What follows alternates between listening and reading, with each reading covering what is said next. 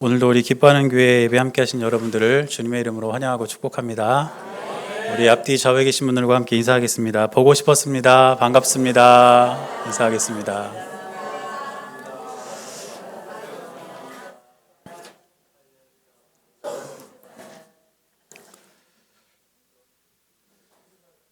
우리 부부가 이렇게 나와서 찬양하니까 좋죠?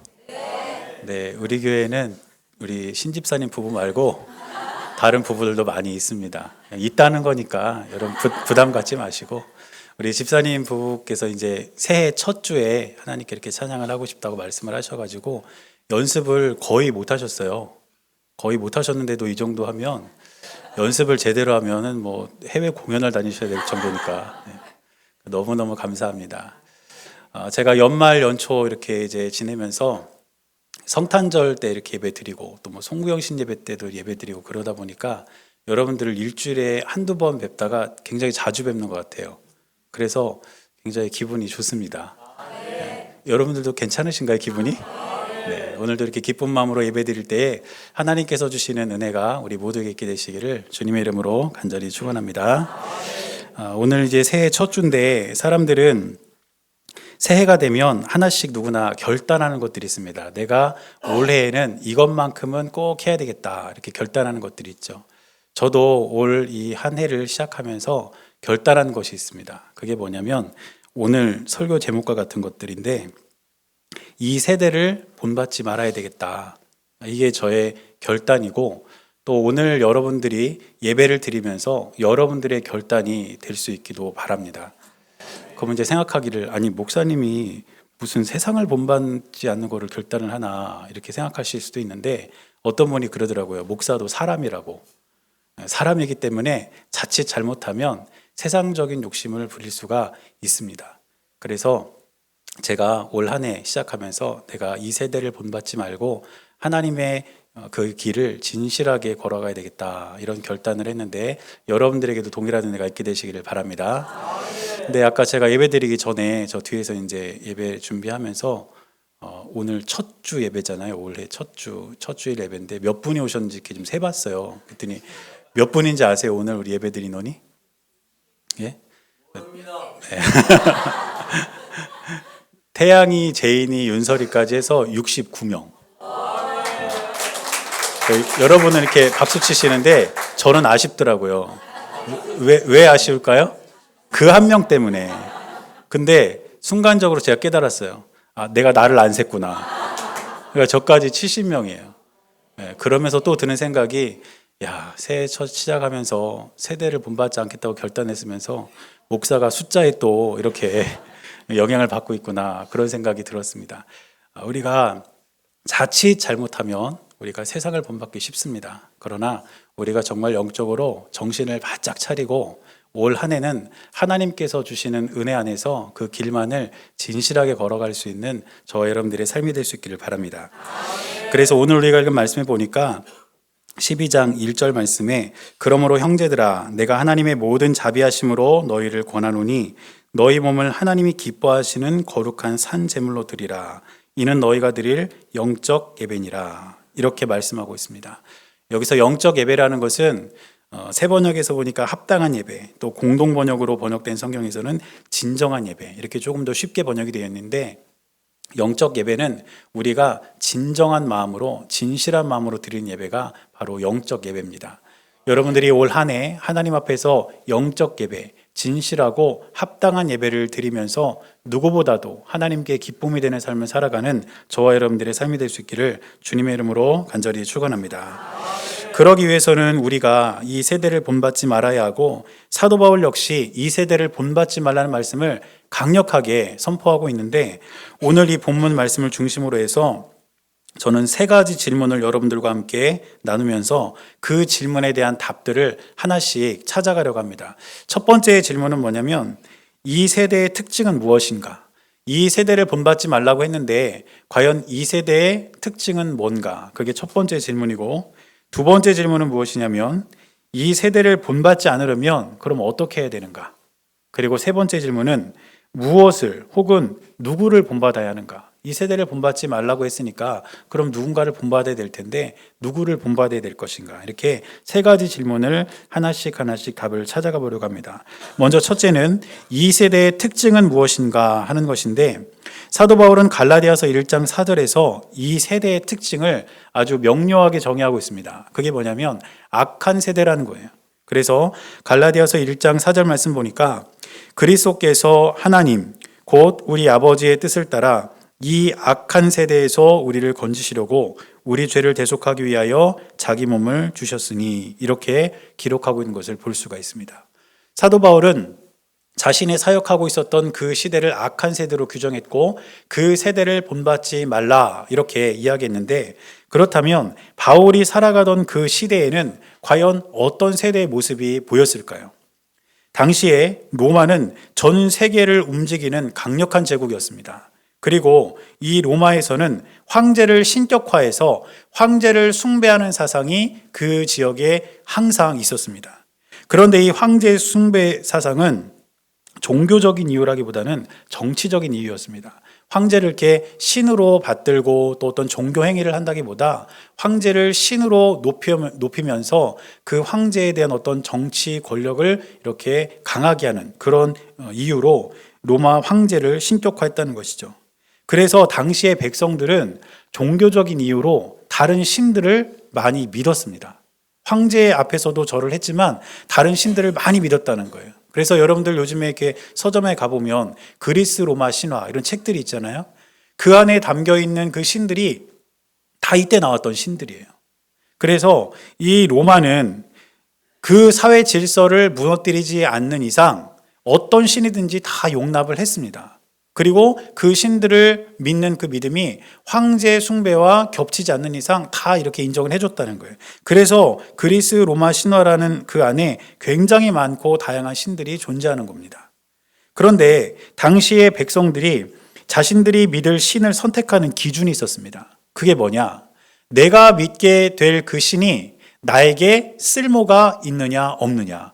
이게 백성들이 선을 선택하는 기준이었습니다. 내가 어떤 신을 믿으려고 하는데 그 신을 믿었을 때에 내 삶에 쓸모가 있는가, 유용한가, 이거를 가장 먼저 선택했다는 거예요. 그래서 이 당시의 신은 항상 인간을 위해서만 존재하는 신이었고 사람들은 항상 자기 중심적으로 신을 선택했습니다. 이게 당시 상황입니다. 그리고 바울은 또 에베소서 2장 2절과 3절 말씀에서 이렇게 말합니다. 그때 너희는 그 가운데서 행하여 이 세상 풍조를 따르고 공중의 권세 잡은 자를 따랐으니 곧 지금 불순종의 아들들 가운데서 역사하는 영이라. 지금 바울은 세상 풍조에 대해서 언급을 하고 있는데 그 세상 풍조가 무엇인지를 이어지는 3절 말씀에서 설명을 합니다. 그래서 3절 말씀을 보면 세상 풍조의 내용이 뭐냐면 육체의 욕심을 따라 지내고 육체와 마음이 원하는 것을 하는 것, 그게 세상 풍조였다는 거예요. 육체의 욕심, 내 몸의 즐거움을 따라서 항상 행동을 하고 내 마음대로 내가 하고 싶은 대로 행하는 것이 그 당시 세상 풍조라고 사도 바울은 정의했다는 것입니다. 또 사도 요한은 그 당시 세대를 어떻게 규정했을까요? 요한일서 2장 15절부터 16절 말씀을 보면 이렇게 기록하고 있습니다. 이 세상이나 세상에 있는 것들을 사랑하지 말라. 누구든지 세상을 사랑하면 아버지의 사랑이 그 안에 있지 아니하니 이는 세상에 있는 모든 것이 육신의 정욕과 안목의 정욕과 이생의 자랑이니 다 아버지께로부터 온 것이 아니요 세상으로부터 온 것이라. 지금 요한은 세상을 사랑하지 말라, 바울의 용어로 말하자면 세상을 본받지 말라 이렇게 말하면서 세상에서 본받지 말아야 될 것을 세 가지로 설명하는데 그게 뭡니까? 육신의 정욕, 안목의 정욕, 이생의 자랑, 이 세 가지였다는 거예요. 그 중심에 누가 있습니까? 내가 있는 거예요. 내 육신의 정욕에 따라서, 내가 보는 내 안목의 정욕에 따라서 내 삶의 자랑을 이야기하는 그러한 삶이 바로 그 시대의 특징이었다는 것입니다. 그래서 이 세 가지를 종합해 보면 당시 로마의 상황들, 그리고 바울이 바라봤던 시대, 또 요한이 바라봤던 시대를 우리가 종합해 보면 공통점이 하나 있는데 그 세대는 철저하게 나 중심적인 삶, 자기 중심적인 삶이 그 세대의 특징이었다는 것입니다. 그러므로 이 세대의 특징은 무엇인가? 이 질문에 대한 답변을 우리가 어떻게 내릴 수 있냐면 이 세대의 특징은 나 중심적으로 살아가는 거예요. 내가 한 말만 옳고 내 생각만 옳고 내가 잘 되기 위해서는 다른 사람들을 짓밟고 올라가도 아무런 거리낌이 없는 삶. 그게 바로 이 시대의 특징이라는 것입니다. 그러나 그리스도인들이란 예수님을 닮은 사람들이며 하나님으로부터 부름을 받은 구원받은 주의 백성인 줄로 믿습니다. 우리는 이 땅을 살아가는 하나님의 자녀로서 하나님께로부터 부름받았다는 사실을 우리가 잊지 말아야 된다는 것이죠. 저는 저와 여러분들이 하나님께로 부름받은 하나님의 백성임을 한순간도 잊지 않고 살아가는 저와 여러분들의 삶이 될 수 있기를 바랍니다. 오래전에 이제 목사 안수를 받기 위해서 이렇게 진행해야 될 과정들이 있는데 그런 과정 중에서 함께 전도사님들이 모여가지고 이렇게 교육을 받는 그런 시간들이 있습니다. 근데 거기서 이제 전도사님들이랑 모여가지고 이렇게 이야기를 하는데 한 전도사님이 재밌는 이야기를 해주시는 거예요. 제가 지금 재밌는 얘기라고 미리 얘기를 하는 건 이 얘기가 끝났을 때 여러분들이 웃으셔야 된다는 거예요. 같이 모여서 이제 얘기를 하는데 자기가 이제 결혼해서 아이를 이제 갖게 됐대요. 그래서 이제 곧 있으면 아이가 태어나는데 이름을 어떻게 지을까 하다가 너무너무 좋은 이름이 생각났다는 거예요. 그래서 그게 뭐냐고 했더니 부름이라고. 하나님으로부터 우리가 부름 받았으니까 우리는 부름이라고 이름을 짓자 이렇게 정해냈대요. 그래서 그 전도사님이 집에 가가지고 이제 가족들 모여가지고 우리 그 아이 이름을 부름이라고 짓기로 했다. 우리 하나님이 부름 받았으니까. 그랬더니 아버지가 극구 반대를 하시더라는 거예요. 그래서 왜 반대를 하냐 그랬더니 야 우리 심씨야. 이제 웃으시는 거예요? 근데 뭐 미리 알았는데 그렇게 그 전사님이 각색을 해서 얘기를 했는지 아니면 자기가 진짜 심씨인지 모르고 이름을 그렇게 지으려고 했는지 모르겠지만 그 얘기를 하더라고요. 그러니까 부름이란 이름은 좋은데 성을 붙이니까 이제 심부름이라는 거죠. 심부름. 근데 제가 그 얘기를 듣고 또 말씀을 준비하다가 그 생각이 나면서 어떤 생각이 들었냐면 우리는 하나님께 부름받은 하나님의 백성인데 우리는 이 땅에 하나님의 심부름꾼으로 와 있는 사람들이다. 우리의 본향은 하나님의 나라인데 거기서 우리는 하나님의 심부름을 받고 이 세상에 와서 살아가는 사람들이라는 거예요. 그래서 우리는 이 땅에 살면서 하나님의 뜻을 이루고 주님께서 원하시는 길을 우리는 진실한 마음으로 걸어가야 되는 것 아니겠습니까? 그런데 심부름을 잘하는 사람의 특징이 있습니다. 그게 뭐냐면 심부름 시킨 사람의 말대로 해야 되는 거예요.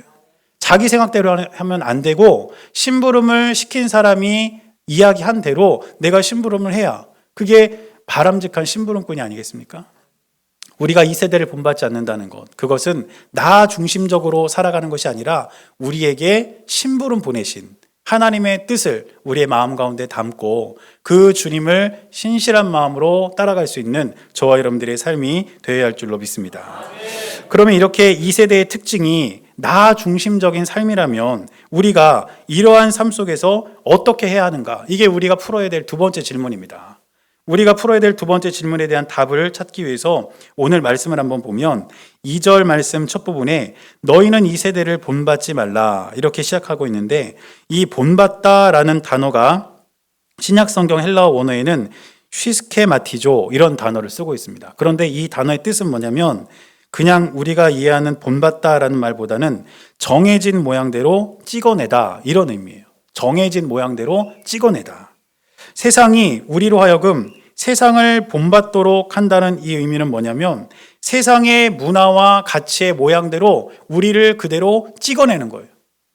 마치 우리가 이제 겨울이 되면 이게 붕어빵 하시는 분들을 자주 보게 되는데 그 붕어빵 틀이 있고 거기에 이제 재료를 넣고 구우면 그 틀 모양 그대로 찍어 나오는 것처럼 세상을 본받다라는 것은 이 세상의 이기주의, 욕심, 쾌락, 탐욕 이런 세상의 틀 안에서 우리를 그대로 찍어내는 것, 그것이 세상을 본받는 것이라는 겁니다.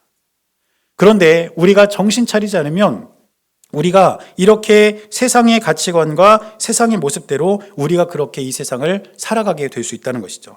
따라서 우리는 가만히 있으면 세상 문화에 그대로 휩쓸리고 말기 때문에 우리는 세상이 세상의 모습대로 우리를 찍어내지 못하도록 이 세상 가운데 철저하게 저항을 해야 합니다. 그런데 그 저항은 두 가지를 가지고 저항을 해야 되는데 첫 번째는 무엇이냐면 변화고 두 번째는 분별입니다.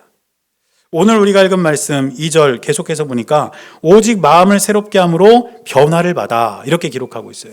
우리가 세상이 우리를 세상의 가치대로 찍어내도록 하지 못하게 저항해야 되는데 그 첫 번째 방법은 뭐냐? 우리의 마음을 새롭게 함으로써 변화를 받으라는 거예요. 그런데 오늘 우리가 읽은 성경은 마음이라고 번역하고 있지만 원래 원어는 마음이 아니라 생각입니다. 그러니까 우리의 생각의 변화를 받아야 된다는 거예요. 우리가 자꾸 세상적인 기준과 가치관에 따라서 생각하고 판단하고 이해하는 것이 아니라 항상 하나님 마음을 우리 마음 가운데 담고 하나님 생각으로 이 시대를 바라보면서 우리의 생각 자체를 바꿀 때에 우리는 변화를 받을 수 있고 그것이 바로 이 세상을 본받지 않는 삶의 출발이라는 것입니다. 저는 저와 여러분들의 삶 속에서 우리의 생각이 변화받기를 바랍니다.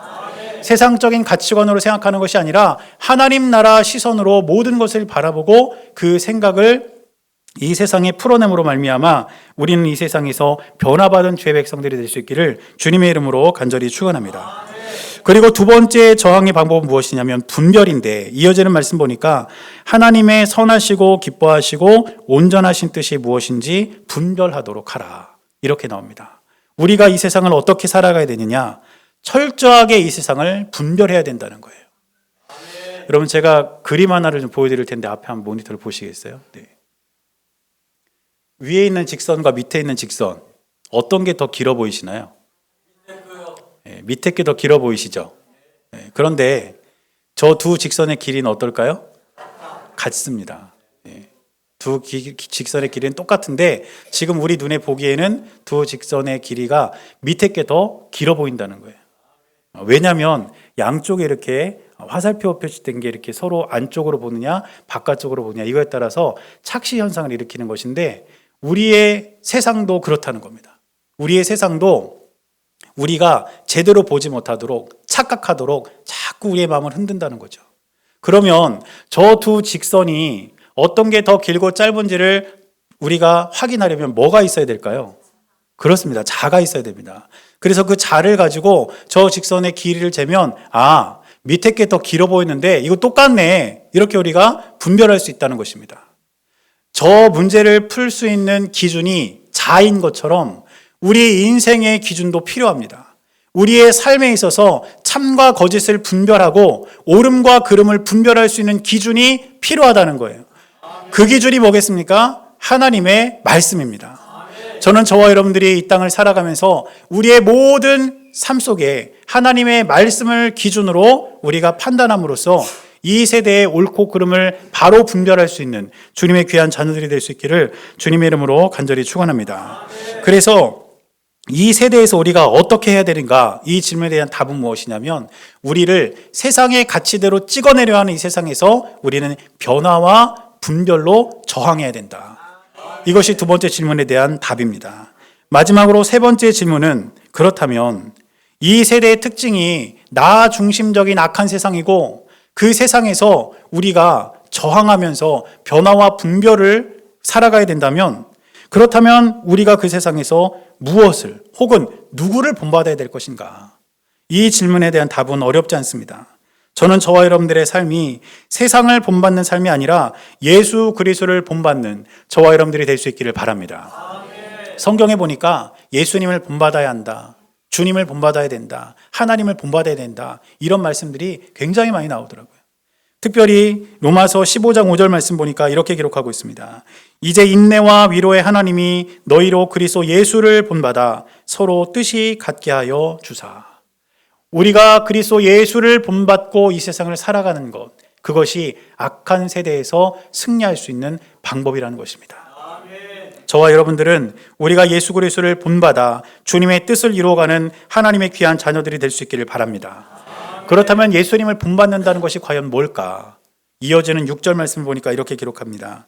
한 마음과 한 입으로 하나님 곧 우리 주 예수 그리스도의 아버지께 영광을 돌리게 하려 하노라. 처음에 말씀드릴 때 이 세대의 특징이 자기 중심적인, 나 중심적인 삶이라고 말씀드렸습니다. 그런데 예수 중심적인 삶은 어떤 삶이냐? 한 마음과 한 입으로 서로 뜻을 같이 하여 살아가는 것입니다. 그렇다면 이렇게 많이 있는 사람들이 같은 뜻, 같은 말, 같은 생각을 하기 위해서는 어떻게 해야 될까요? 나를 포기해야 되는 거예요. 내 생각을 조금 내려놓고 내 주장을 조금 더 내려놓고 우리가 그렇게 하나가 될 때에 우리는 예수 그리스도를 본받는 하나님의 자녀들이 될 수 있다는 것입니다. 따라서 세상을 본받는 삶과 예수 그리스도를 본받는 삶은 완전히 다른 것입니다. 나 중심적으로 살아가느냐 아니면 내 생각을 내려놓고 예수 중심적으로 살아가느냐, 이것은 절대로 함께 갈 수 없는 길이라는 것입니다. 저는 저와 여러분들의 삶이 시작되는 2020년 이 한 해, 하나님께서 새로 우리에게 허락하신 이 한 해 동안 예수 그리스도를 본받아 한 마음과 한 뜻으로 주님의 신실한 길을 걸어갈 수 있는 은혜가 우리 모두에게 있게 되시기를 바랍니다. 그러기 위해서는 우리가 항상 우리 마음 가운데 우리 예수님을 모시고 살아가야 되는데, 오늘 우리가 매달 첫 주 함께 성찬을 나누면서 우리가 우리 마음 가운데 예수님을 모시고 그 주님과 동행하기를 결단하는 귀하고 복된 이 시간이 될 수 있기를 주님의 이름으로 간절히 축원합니다. 기도하겠습니다. 사랑하는 주님, 우리가 이 세대를 본받지 않고 오직 예수 그리스도를 본받아 나 중심이 아니라 예수님 중심으로 하루하루를 살아갈 수 있도록 우리의 삶을 인도하여 주옵소서. 이 시간 우리가 성찬을 함께 나누며 우리와 함께 하시는 예수 그리스도를 다시 한번 기억하고 우리의 삶에 모셔드리기를 원하오니, 주님 우리의 삶 가운데 늘 동행하셔서 우리에게 허락하신 2020년 한 해가 세상을 본받지 않고 주님만을 신실하게 본받고 따른 한 해가 될 수 있도록 인도하여 주시옵소서. 우리 주님께서 함께하여 주시고 동행하여 주실 것을 믿으며 살아계신 예수님의 이름으로 간절히 기도드렸습니다. 아멘.